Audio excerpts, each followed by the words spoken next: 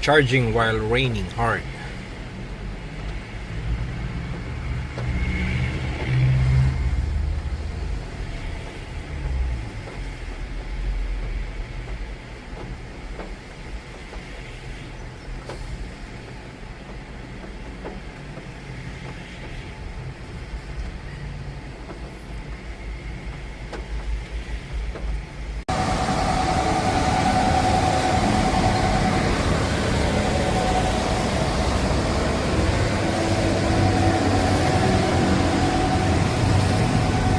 Right now, I'm charging in VinFast Marikina.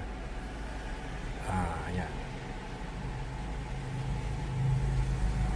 Together with the green GSM taxis. And what's good about it is we have this person here in charge. There. Can you see that? Yeah, there. The big man is in charge of the scheduling of the charging station here. And as soon as I arrived, he approached me and told me that I am next on because the private vehicles are priority. So that's a good step by VinFast. Thank you very much. Ayan.